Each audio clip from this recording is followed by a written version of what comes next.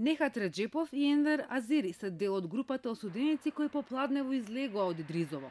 Откако ги добија судските решенија за амнестијата, затворската капија се отвори и за нив, како и за неколку стотини други изминатите денови. Реджепов издржувал 3-годишна затворска казна за кражба на железо, а Азири, откако издржал казна за убиство, амнестијата е добил за друго кривично дело – фалсификување. Двајцата велат во затворот постои разочараност и сомнеш кај оние осуденици кои останале. Разочарани се и сите се под таблети, во тоа хаос е натре вистинскиот момент да ве носат кај што треба да видите. Што е? Ова во рака што го држите, што е решението? Решението од што сум амнестиран. Така? И така. На колку бевте осудени? Па година, 3 години, година лежам и не знам колку амнестија фанав. Ништо не знам, ништо. Кое дело бевте? За железо, за кражба, за железо. Прв пат излегувате сега, Прв пат, да. И какво е чувството?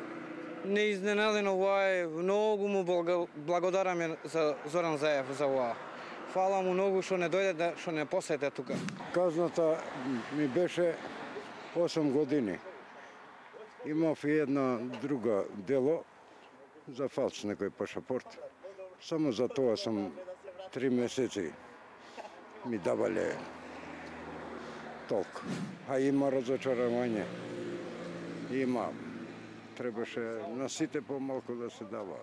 Осудените на доживотни казни, оние што лежат за убиства, кривичните дела против половата слобода и морал, каде влегуваат и педофилите и силувачите, кривичните дела против државата, како велепредавство, шпионажа, загрозување на уставниот поредок, против човечноста и меѓународното право, каде што се воените злосторства и геноцид, осудените за дела против изборите и гласањето и дел од кривичните дела за злосторничко здружување, не се опфатени со последниот закон за амнестија.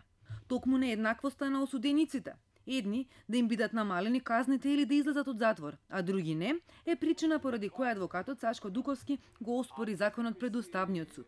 При подготвувањето на законот и определувањето на делата за кои не важи амнестијата, Министерството за правда се водело од препораките од Комитетот за Обединети нации и Советот на Европа, објаснува заменикот министер Оливер Ристовски.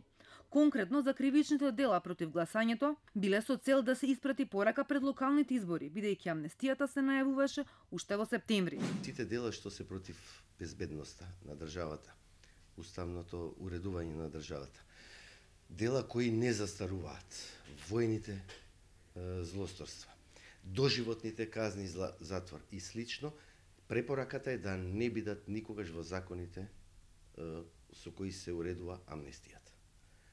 Од тие причини дадовме една листа на дела кои во член 3 се опфатени, кои нема да влегуваат во амнестијата. Тука се и делата против државата и ослободна против изборите. Да. Идејата за законот е пред локалните избори. Идејата е 2 години веќе, имаш иницијативи од невладините. Ги имавме сите тие иницијативи, ги разгледувавме нивните текстови.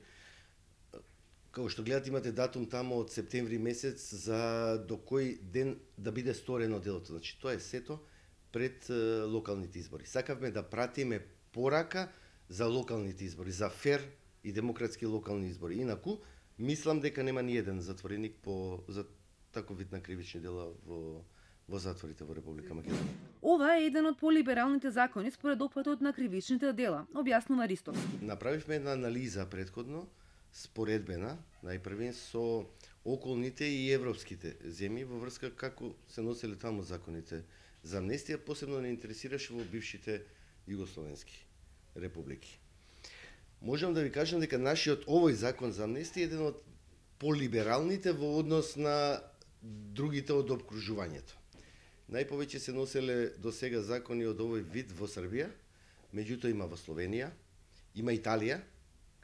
Сега италијанскиот случај од 2006 е со целосна амнестија без исклучување на кривични дела, ама само за 3 години.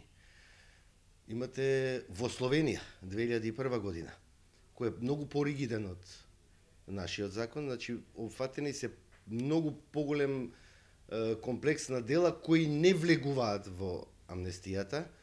Имате Србија 2 пати, Црна Гора, со многу помали проценти, а со отприлика истиот опсег на дела кои не влегуваат.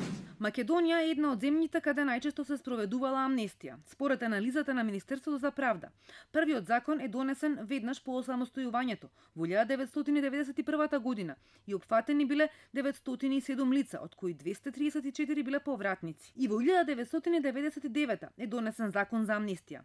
Целосно ослободување добиле осуденици за национална, расна и верска омраза, за неизвршување на судска одлука и организирање отпор. За другите кривични дела било определена делумна амнестија. Доживотните пресуди не биле опфатени. Третиот закон за амнестија е од 2002. Се носи како резултат на Охридскиот рамковен договор и се однесува на сите осудени и осомничени за конфликтот од 2001. Тогаш не биле опфатени меѓународните злосторства, за кои надлежен е Хашкиот трибунал. Овие така наречени хашки предмети, познати во јавноста како водство на ООН, непроштено, мавровски работници, Липковска брана, кои од Хаг во 2008 беа вратени во надлежност на македонските судови, се амнестираат во парламентот во 2011 со автентично толкување на законот за амнестија.